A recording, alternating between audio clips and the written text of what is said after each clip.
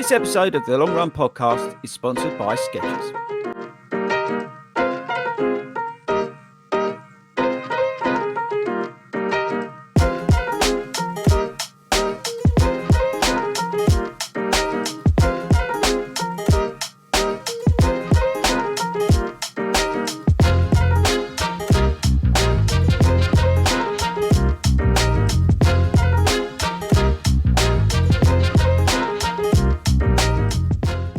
Well, good evening, guys. Welcome. We're back. The Long Run Podcast with the lovely Sabrina, Toby, Chris, aka Shane up in the corner there. Welcome, guys. We're back. We are back. We are back with a bang. So, as you'll see, this is a special episode. Email special, guys. So we've had so many of your emails come through, and there's so many to get through that I feel like we're going to need to do these on a more regular basis because there is a lot to unpack. So I think this one is solely sort of picking some of your top marathon questions and hoping that we can be the smart people to answer and give you the praise and support that you need. But before we get into it, guys, I think we need to just know how everybody's getting on. Sabrina, how's things? Yeah, I'm good. I'm just going to also say thank you to Skechers, obviously, who continue to who are our official sponsor and continue to work with us, and head over to their website skechers.co.uk for all of the latest trainers, clothes, and everything else. And yes, I'm good. I'm like, it's Friday night. We're doing email specials. I probably should have read the emails. So this is going to come as a surprise, but yeah, good. Feeling excited because, as you said, there's loads of them, and we need to do more of these to get through stuff. I'm a bit nervous that you called us smart people. We're very smart, intellectual Talking people. about me. Too hard. Maybe minus some of Toby's. We definitely aren't smart because I've just spent the last 2 minutes and 17 seconds checking that Toby's not put us live on YouTube or Facebook, and I'm still nervous that we are somehow. Toby, are people getting an extra bonus episode this week? Probably not. But to be honest, because you even logging in the wrong way, anything could happen. Right. So, as always, this is started off well. I think, to be honest, firstly we've got to give a shout out to Chillian for doing her first ever intro. Cracking job, mate. Well done. Not easy doing this sort of thing. I don't know why you felt so nervous. You know, when you first come on, it's like if I can talk for England. I don't know. This is the biggest independent running podcast in the world. There's a lot of pressure on your shoulders to deliver that. Exactly. And if we win, then... And there was a chap last week, because remember, they're listening to this, even though we're recording it, just pretend, who said at the end, we missed him. I can't remember the geezer's name. He was listening to it from New Zealand. So we're the biggest running podcast in New Zealand. Well, he did actually say number one in New Zealand. There you go. That was fact from him in New Zealand. So we are New now... Zealand marathon like? What's that? What's the New Zealand marathon like? Oh, I wonder if there is a New Zealand marathon.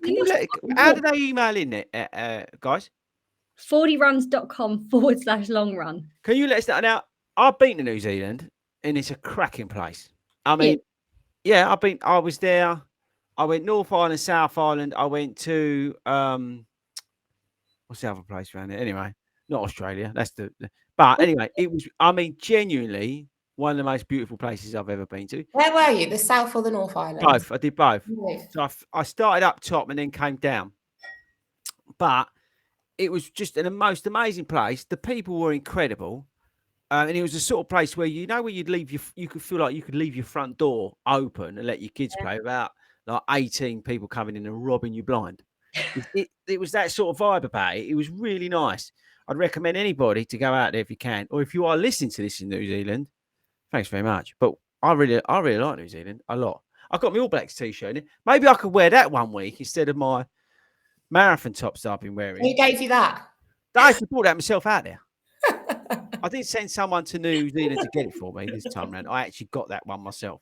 But maybe I could wear that next week for my New Zealand listeners. And if you want to send a t-shirt in to me, sent from wherever you're listening to this in the world, how do they contact us, Abby? FORDYRUNS.com/long run. And put in the subject, I want to send Fordy a t-shirt.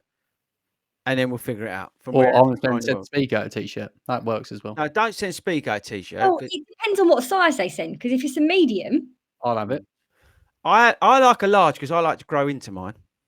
We can tell. Oh, Hayden's messaging me. I know we're like, we're not live, so it don't matter, is it? But we still are kind of live. yeah, I mean, we are still recording. This is going to be live at one point, but not live. All right, it's carrying on that conversation. Anyway, right. So yes, sorry, we had about 6 billion emails, right? And I'll be honest with you, I forgot to look at them. And you guys were also asking about London Marathon tips and stuff like that, because obviously London Marathon's around the corner. So what we thought we would do to start with, to try and break the back of the emails, is focus on the ones that are sort of London Marathon centric, but also maybe there's one or two that we can sort of spill out from that would help you guys who are doing London. Yeah, we have some cracking ones come through. We've got it's going to be good. So I feel like a lot of people will benefit from these as well, not just we'll kickstart with Chris Pratchett. So we'll dive straight in. So Chris Pratchett, when you listen to this, thank you very much for getting in touch. So Chris has said, "Hi there, gang. I'm about to do my 3rd marathon, and I'm wondering if a warm-up is that essential, as I'm looking to run a 750 per mile pace. I recently ran a 10-mile race at 6:48 average. So without being big-headed, 750 is a gentle pace for me. I always do 1 mile warm-up for any other distance, as I'm obviously setting off far quicker. So please help. Thanks, guys." So I don't mind kicking us off there. I think regardless of the distance or the pace that you're running, I feel like a warm-up is key.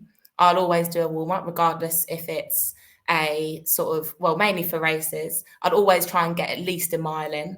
I mean, just to warm the legs up. You don't know, sort of, you've strolled out of bed, you've got up, you've done your pre-race routine, you've got on the train, you've sat down for maybe an hour or so.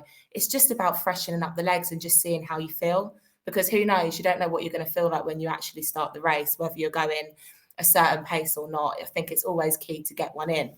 But I mean, that's just my personal preference. I don't know what you guys think. Would you do a mile before, whether you're doing a 5K or a marathon? You know what? Probably yes. I would normally keep the pace pretty similar, because I feel like I know what my body feels like after a mile. Yeah. I feel like sort of 1K might be a little bit too short for me, but I feel like a mile, I really know where my body's at. Yeah. I know how I'm going to plan the race ahead. But some people might be a kilometre. I know people that like to go out for a K and see how they feel like. But I think it's really, really important just to know how you feel before you go out. Yeah. Chris, what about you? Well, here's the thing. Firstly, I want to know, spin round. So we know where you're at on this, right? So do you warm up before? Let's say should we say race or big race? What do you think, Sheila?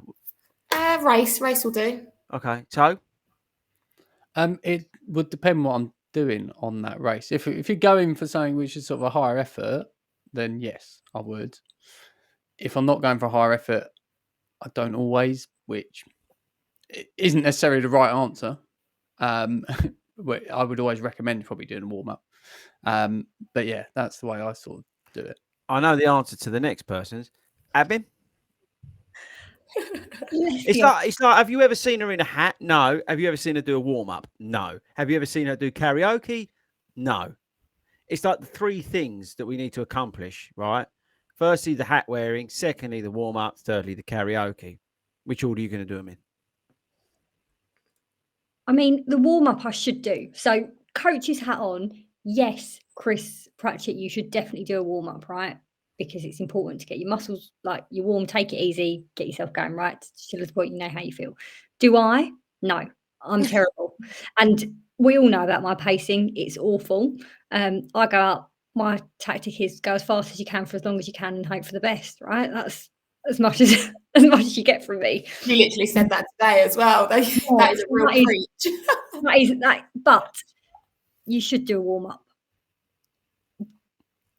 Yeah, there we go. Honestly, right. Just you can be running sort of, regardless if you're running a faster, surely you want to know sort of how you feel and how I'll make you right. You feel. To me, if you go to a race like a big race, whether it be like all the marathons are pretty big, right? So let's think London, Brighton, whatever. where do you warm up? Because you get there, you drop your bag, you go to the toilet, you get Loads of places.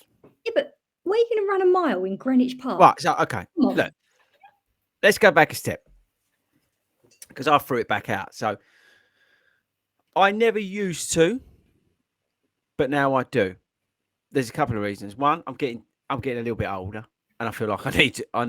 So don't nod. I do feel like I need to get going. But also, I'm with Chatilla on this. I actually, when I do a warm up now, I get a feeling where I'm at, and I get a feeling of I know what's coming my way. Kinda, obviously, never guarantee it, but I have felt that in those conditions where I may be looking to stretch it a little bit, or whether it is, the marathon distance, which you've got to respect, I have really benefited, even a 10K, from going off, doing a nice easy warm up, a few strides, that sort of thing. I wouldn't necessarily say it's a mile because I wouldn't restrict myself to doing a certain distance. But I do now find myself. So on Sunday, I'll be the idiot who is running up and down that little stretch that we've got at the start. And people go, look at that idiot, but it's not. It's because I generally want to warm up. I did it at Cambridge, if you remember. Yeah, I you went did. off and said, right, I'm going to warm up. There was a 10K, I think we did. And I just went off on my own and did my own thing.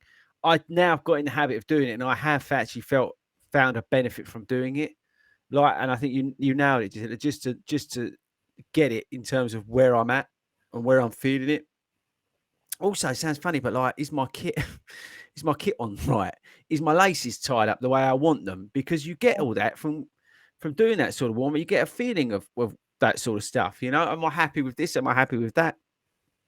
And I really find that does benefit me. Also gets me a little bit pumped up, and that kind of thing. So I've actually really benefit from it. I know what you're saying. Some races are a little bit harder to warm up, but you'll always find a place that you can go off and have a little trot about. Even if you're just doing something easy with a few strides, it's definitely beneficial. I also feel like, especially quite a few people, most people around you will be doing some form of warm up. So it's also a case of just getting in the mix and sort of being around people. Sometimes if you're sort of a nervous person or if you're a little bit anxious, it will also help calm your nerves as well. Just being around other people. So it might not be necessary for the physical aspect, but definitely for sort of the mental aspect of where you're at or where your head's at. It could be a really big race for you.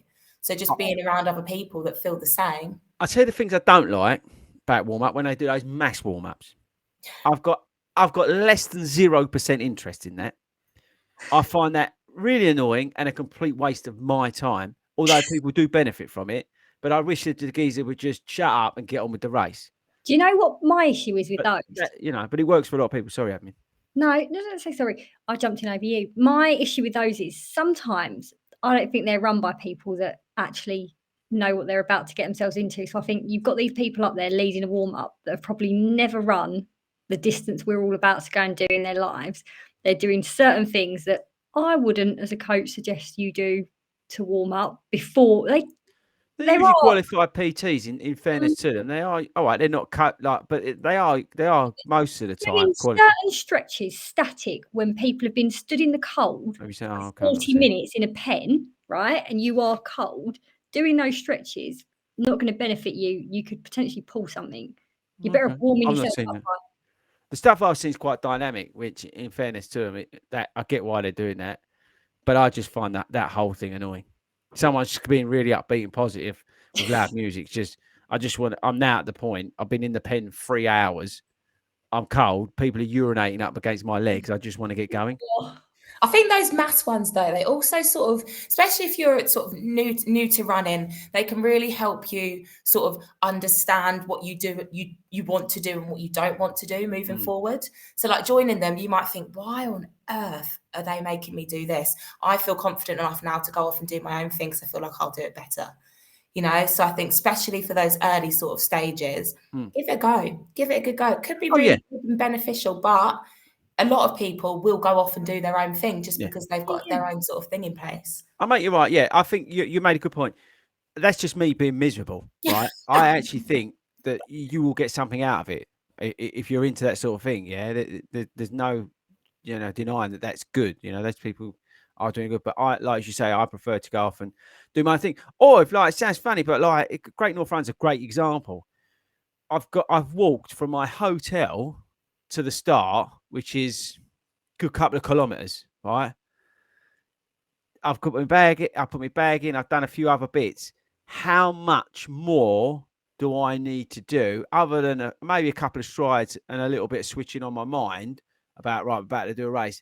Because my legs are warmed up. Yeah. I've done a little bit of aerobic work because I've walked, and it's, you know, some of it's uphill as you start and things like that. So it's not like I've just rolled out of bed onto the start line. So that's when I start to think, do I really need to? But if I've literally just got off the train, and maybe it's the Vitality 10K, then I, you know, for example, then I'll warm up there. Because also that's the other thing as well with a 10K or a 5K or even a little bit. I really like getting a really good warm up done, a really positive, energetic warm up, because usually I'm going off the start line a bit lively. That's where that, you know, where we talk about the different dynamic movements coming into play. Yeah. I really find they help my performance off the start line. If I don't do it, I do start a little bit sluggish. But again, that's just me. We're all different. Okay, so we are all different. We are, you know. Yeah. So I think to sort of wrap up on that one, Chris, I think we've all said here we might not all do warm-ups, but we all advise to do warm-ups. So whether you're running a certain pace or not, which looks like you're going out for a cracking time, so good luck. I mean, you're doing your third marathon. You haven't actually stated which one, but whichever one you're going up to do, good luck. Smash it. Obviously, let us know how you get on, and if you do use a warm-up, or if you don't, I think we'd love to know. So yeah, good luck, Chris. Right, next, boss. What we got next? Right, next up we have Jason Hill. So this is a London Marathon one for you guys. So you guys who have done plenty of them, Chris, you'll be able to help with this one. This is from Jason Hill, so welcome, Jason. I have a couple of London Marathon questions for you. I'm travelling over from Ireland to do my first London Marathon after being very lucky to get in after 12 years of trying. First of all, well done. Good job. Staying in Tottenham Court Road, what train should I get to the start of the race, and what would be a good time to leave from the hotel? Best park run to do / shakeout to do the day before the race. So I think this one sort of depends, obviously, what wave you're in. Right, so Tottenham Court, Toby, you'll probably be better at this. So Tottenham Court Road. I know, northern, isn't it? He needs to get over the Tower. He needs to go over the Tower Bridge, doesn't he? So I was blue Blackheath start for mine when I did it, which was Central Line, or I walked to Cannon Street. If you're going from Tottenham Court Road, walk to Cannon Street, and then I think it's Cannon Street straight to Blackheath, if I'm right. Yeah, you might have to get a tube from Tottenham Court over to Cannon Street or into the Central city. Central Line, I think, goes to It's no big deal. Get the TfL app. What? Yeah. TfL app, Transport for London app. Or brilliant. Or how about this? Just get an Uber, because there'll be nobody on the road, and you'll be there in about. Honestly, it's worth. I know. Look, you've got the expense of coming down, budget it in, right? The thing you don't want to be doing on the race day is having all the stress. If you're Tottenham Court Road, it might be worth stumping up the, you know, a score or whatever, just to jump in an Uber and get over to where you can get your train from, because it's all about that. I find, for me, it's reducing those trigger points. So, you know, getting on a tube, getting with like other people and all that sort of stuff, that just, for me, already is sending me off the charts. So I would say, again, I appreciate money, right? But if you've got to get a tube, I would maybe have a think about that. But in terms of Saturday park run, you're Tottenham Court Road. So, I mean, you could go anywhere. Southwark, maybe. I think when I did my shakeout for London, I did Southwark. If you're from sort of Ireland, it's actually spelt South Walk. So make sure you look into that. I think that was the one that I did, which was great, super flat, very sociable. A lot of people that did London were there. Great community there. Also Burgess, I think it's Burgess Hill, isn't too far from there either. Also another flat one. But you know what I would do? Again, miserable hat on. I'm Tottenham Court Road. I take a little trot down to Green Park and have a scoot about all by myself, because it'd be quiet, in a nice quiet, maybe put some tunes on, just go down and run around the parks And just Even because go down to Hyde Park, actually. That's not too far. that's what I'm either. saying to you. You know, something like that, and just trot about the park on you. And listen, park run's awesome, right? Social, all that sort of stuff. I get it, right? And you maybe want to do some tourism, maybe you're like loving park run and all that. And that's fantastic. But I think the day before a marathon, I would want a quiet mind. I wouldn't necessarily want all that. So you've got all that on your doorstep of being in the capital. You can literally just trot out and run around some of the parks. They'll be busy because they always are, but be a nice opportunity, especially if it's a nice spring day, just to go around and have a nice quiet. I remember we did it with I don't mind it was October, but when we ran with Believe in the Run at their shakeout, we went up into the parks. It was lovely. It really was. It was just a lovely morning, and it was just nice to have a little trot about. No stress, no drama, my own pace. And it's quite refreshing. It's quite a nice thing to do. So, yeah, I appreciate that you might want to do some tourism, right? And Jatila's given some great examples of where to go. But me personally, I'd probably just bugger off on my own. I think it all depends on what kind of person you are, because some people are going to get their energy from being around people and getting into that mindset and the buzz of it. Because if you come from Ireland and it's your first London and you want the atmosphere, then yeah, either Hyde Park, run around. And also the tube on the day, I know for a lot of us it's like that are in London and we commute on the tubes, right? So it's stressful because we know it's like getting to work. But for some people, meeting those people all going in the same direction on those tubes is going to get them feeling confident to get to the start line, because they're like, oh, actually I'm in the right direction, I'm with all of these people, rather than getting there on my own. So there we go. Anyway, good luck. Yeah, absolutely smash it. I mean, it's coming up quickly. It's coming up very fast now. Really not long to go. So yeah, good luck, Jason. Let us know how you get on. So next up, we've got Daniel Hurley. So Daniel, I was reading this and I thought I can really relate to this one. So he's got 4 marathons coming up. He's done 4 marathons, 2 Londons and 2 Dublins. And he's never had the pleasure of getting to the taper. He's always had to stop running at around 6 to 9 weeks out and then pick up with a little bit of test runs before going for it. So his PBs are 4:04, and he's had a 4:07 and 2 4:15s, which is fantastic. Good job. I'm sure he's sure he has a sub 4 in there, but he needs to keep the training up to where he can have the last long run at around 3 weeks out and taper. So I have a place at London, and my last run was 10 weeks out at 12.5 miles. When he realised that he had a problem with the ball of his foot, metatarsalogia. Is that how you pronounce that? Blimey, you've done well there. Don't worry, no one will know what it is. Carry on. Yeah. I've since been replacing my runs with bike rides. I tried a run after 2 weeks, but it hadn't healed. So now it's just all bike rides up until a week before. The best advice I had from you guys is the gold, silver, bronze thing, which I now know if I can make it, I'm going for a not so good bronze.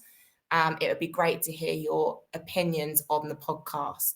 So lots to unpack there. So first of all, I'm going to go with the fact that you're now taking on the bikes. Now this pulled out to me because I am also currently on the bike with a marathon to go in under 3 weeks. And I mean, clearly you're no shy of completing the distance and you've cracked some incredible time. So I wouldn't fear about the not getting the miles in, because you know that you can complete the distance and you've had some good runs in. But I would say definitely keep on the bike. I feel like you can keep that fitness also just for your sort of mental self, like just knowing that you're still ticking over and you're doing something to keep your body going, keep yourself ticking over. I wouldn't worry too much about where you feel like you're going to come in.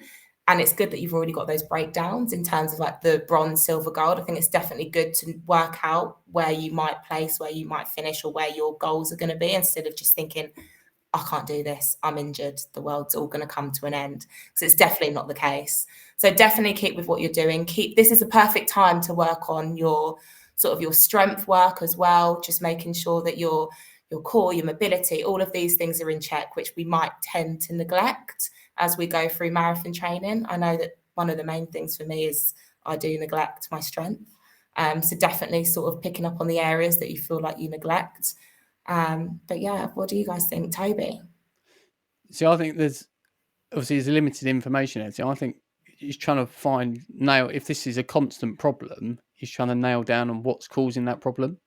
Obviously, we don't really know about the training up to that point too much, but is it that actually there's too much speed work or there's too much sort of higher tempo running in the first sort of 6-8 weeks? So actually needs to sort of look at the training plan and maybe then put in some more easier miles, something like that.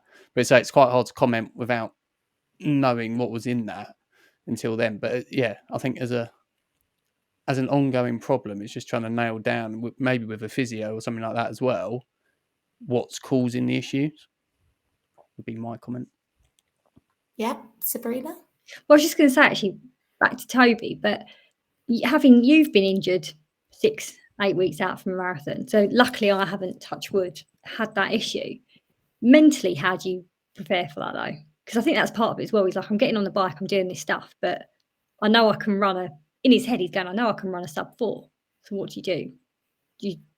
I think for people that have done marathons or done a race before where you've sort of prepared yourself and you know what to expect from a race, it might be a little bit easier to put yourself in that sort of situation. But if you've never done a race before and you've come up and you've experienced injury, my first point would obviously be get it seen.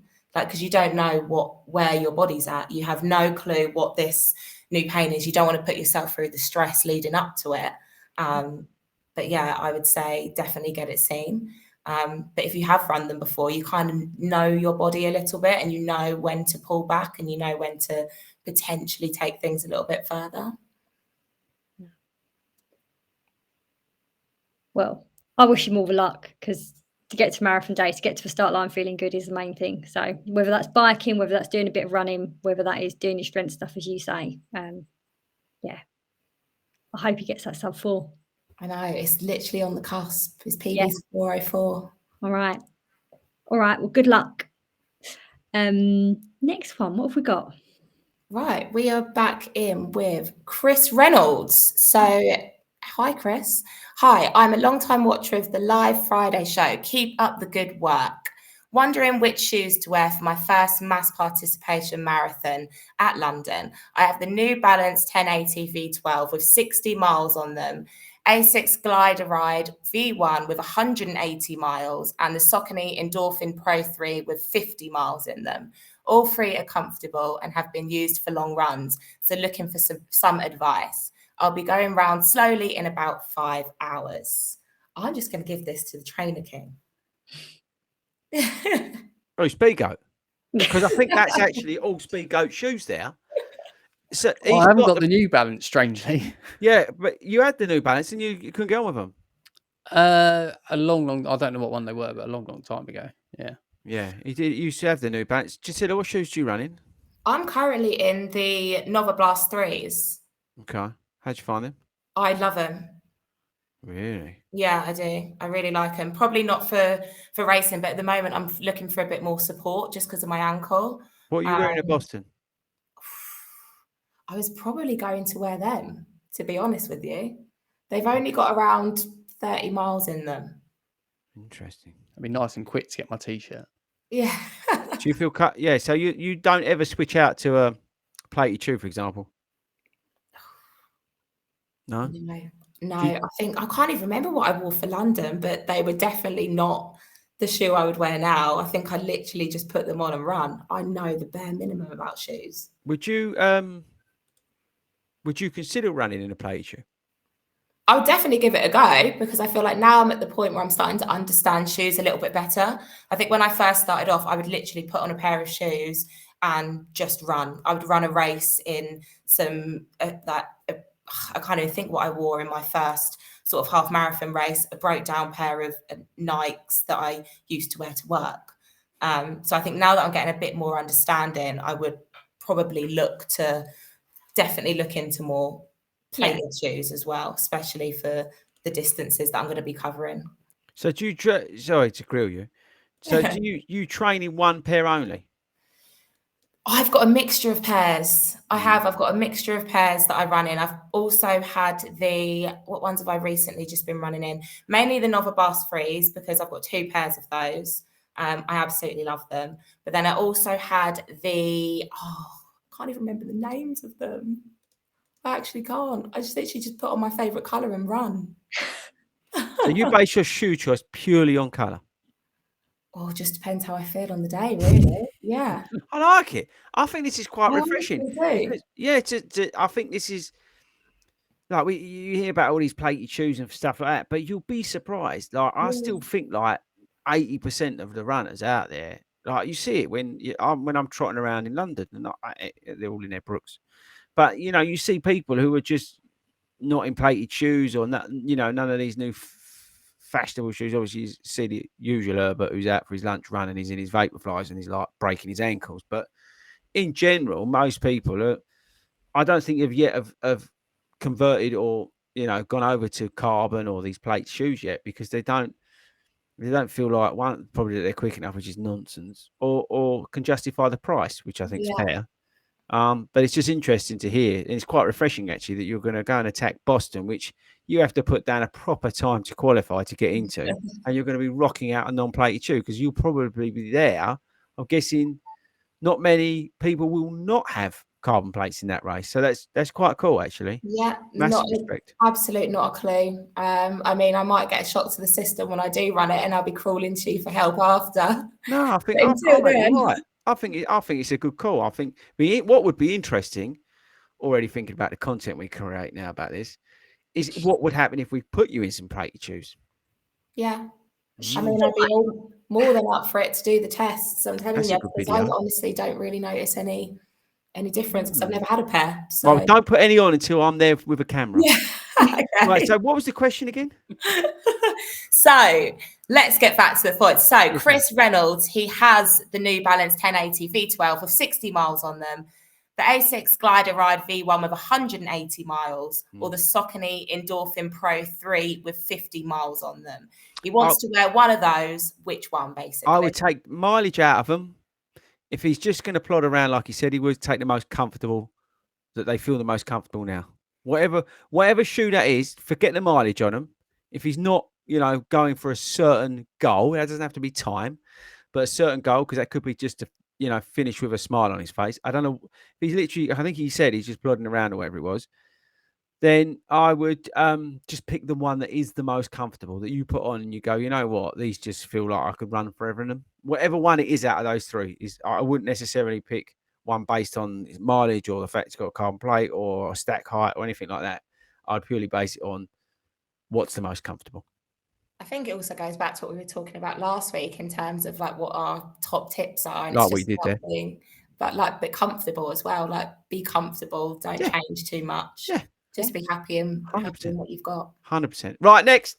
Perfect. Next up, we have got Jill Keane. So Jill is running London Marathon, and she said, any tips for first-time London Marathon runners?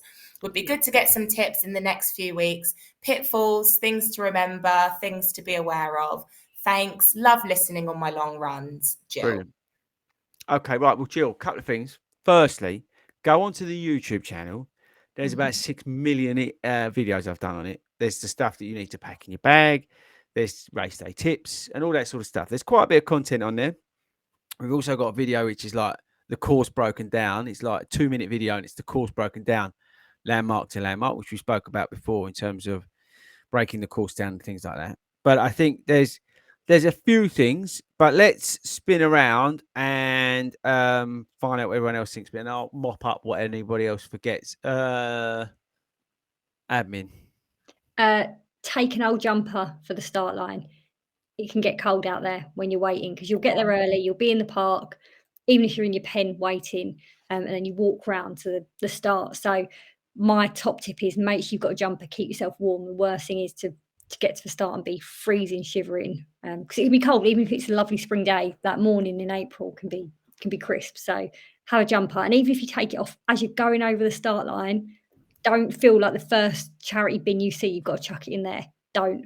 Literally, I took mine off as I was going through the start, I think, and then got rid of it. So that's my tip. Toad? I would say be careful at the start. It's going to be useless, isn't it? No, yeah, look out for the big boards with the top. Watch the start. It can be quite congested, but also there's quite a bit of downhill, so don't get too carried away. What? Hang on. Hang on. I'm sorry. There's a big We're hills that not go talking about down. Edinburgh Marathon here. No, there is hills that go down near the start. There is. Before you all join together with all the starts, there's a fair bit of downhill. I'm not saying it's all downhill, but before you all join with all It's the other mildly starts, undulating. It's not There's mild. not a downhill section. You go up, don't you? Yeah, I know you because you end up down to the river, right? I get that, And you right? go Listen, down. I'm the first one who will say, London's not flat, right? I'm the first person to say it. But when he made it out like it was a downhill section, like we were going in the Edinburgh Marathon at mile 5, where you're literally pounding on your, like going down Mount Snowdon. It's mile 2, but It's not. How can you even talk about mind the downhill section? there is bits in there that go downhill. What are you on about? You know what, Jill? It'd be lovely to know what you feel like. Maybe it's just my mind, just so carefree that it's all downhill. The downhill section in the There London is. Marathon. There Are is. you for real? There is. Watch Have the you video. done London Marathon? Watch the video. He did it with you. Stood downhill next to bit. you for He must 26 have run a miles. different race.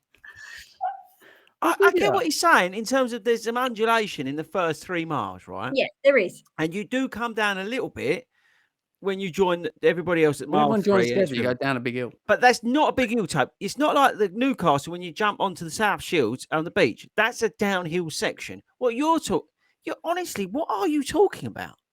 It's true. You've done Take it London. easy. Yeah, Yeah, I this do last remember. time I've I seen don't it. remember obviously the ins and outs of each sort of segment, but I do remember there being a downhill because my coach said the exact same thing. She said, "Don't get carried away before you go under the tunnel because you naturally sort of come to a like don't get too excited." I do remember her telling me those exact At words. the tunnel. Yeah. Which tunnel? What?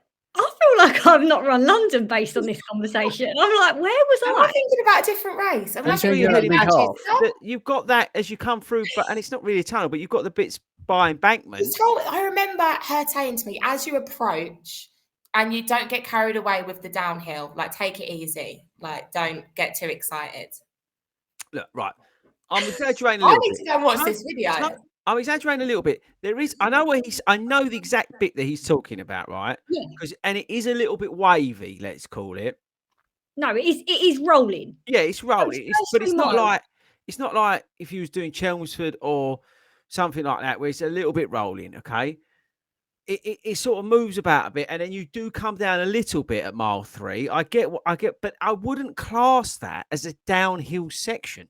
No, but it's a downhill. He didn't say section. He said downhill. Yeah, but he made it out like we was coming down Snowdon. We can do that if you want. So, but Just take it easy at the how beginning. is this a tip? How is it? I don't understand how this is a tip.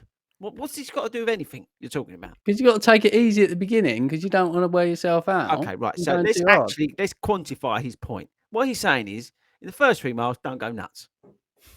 Is that it? Tony? Basically. Yeah, especially on the downhill bits because you can get carried away.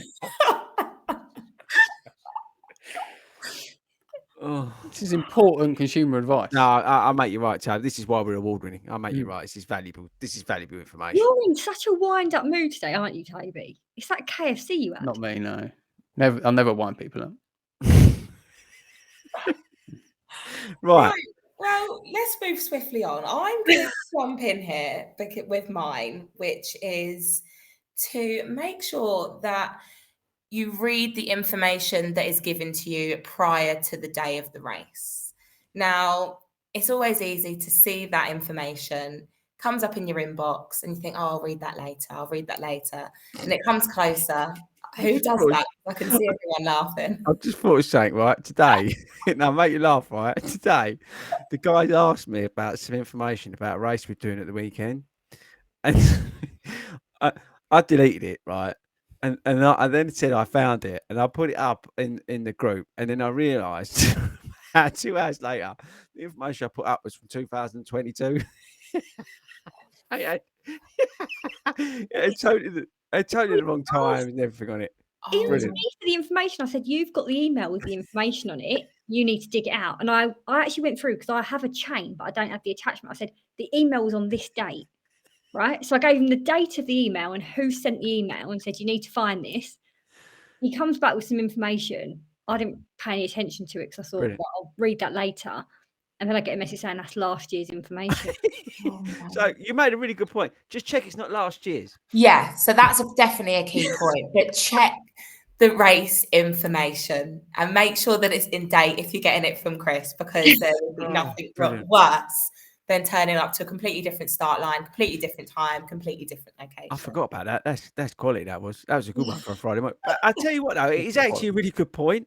And sometimes it's worth putting that. Like, they give you those packs and stuff. Yeah. If you're taking like a bag with you to put in, it might be worth slipping that in there just in case, I don't know, you end up and all of a sudden you think, actually, am I in the right place or am I in the right wave or whatever?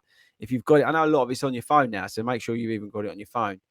So even if you are feeling that little bit nervous as Mm. well, like you might feel like you've read this information 101 times and you know exactly, but you constantly cross-check, constantly thinking. So yeah, there's no harm in making sure it's downloaded on your phone, making sure you've even got a printout, or obviously just make sure that you kind of got a vibe so you're not really stressing on the morning, I think. Right, I've got 3 tips and then we're done for tonight because this is only an email special, all right? I've got 3 tips for Jill and anybody else who's doing London. Okay, are you ready for this? You're all laughing. So I'm like, are these You're the only one that's laughing. That's because I know I can read. They're all thinking he's going to be taking a mickey here. No, I'm not. These are 3 serious ones, and then we'll go because it's getting late. Right, first one is when you're planning out your journey, plan plenty of time. Right, don't underestimate how busy it is because it's not only runners who are going there for some reason, and I get it, but a lot of spectators still go to Greenwich or whatever, Blackheath, even though they say don't. So it's super busy. So plan ahead. Don't get stressed about getting there late or anything like that. When you're planning out your day, make sure you plan that in. All right. So just give yourself plenty of time. And it's a great vibe up at the pens and all that sort of stuff. Give yourself all the time in the world. One tip, a bit like admin, was to put, we spoke about the other week, is to put, you're going to look like an idiot, but put some plastic bags. If it's really wet underfoot and you ain't got to change your shoes, I always take an old pair of garden shoes and I love them. I'm very lucky I get a lot of shoes, but put some bags over your shoes. Nothing worse than starting with wet socks and wet feet, right? And that grass is long because the chances are it's not being cut, right? So that's another little tip for when you're mooching about. And the other one I would say, and I say it all the time, is just to enjoy it. It's the London Marathon. Make sure that you soak it all in. Don't be focused on necessarily a time or whatever. Just make sure you are soaking it up and you are taking what's going on. You're taking part in one of the most amazing races in the world, if not the best. And it can be overwhelming at certain points and it can blow your mind. Just slow down while you go over Tower Bridge. Take it in as you go through Canary Wharf. Look at the London Eye. Look up at Big Ben when you go past it. Don't be thinking, oh, I'm only there. But look up at Big Ben and give yourself a pat on the back. It's an incredible thing that you're doing. You're one of the lucky few to be able to do that race, especially if you're running for a charity. You might be doing it for a good cause. So just remember to soak it up and have the best day, because it might only be the only time you do it. You might not be lucky like me. So just enjoy it. You're doing the London Marathon. It's an incredible thing. So just really, really, I can't emphasize enough, enjoy the experience. Don't be set on times and all this sort of stuff and pressure that we've put on ourselves. Just have the best day ever. Right, that's it. Let's take us out, Chatilla. Come on, you've done a good job so far. Take us out. How has that been 45 minutes? I know. 45 minutes, and we read about what, five emails? Mad, really fun chat. Well, guys, thank you for listening. Make sure you subscribe to the 40 Runs YouTube channel at 40 Runs /40 Runs. And also, we look forward to seeing you guys wherever you take on your challenges next. Make sure you keep on sending your emails in to us. Go on, Sabrina, please give us the email. FORDYRUNS.com/long run. Perfect. Well, for now, guys, thank you and good night. Night.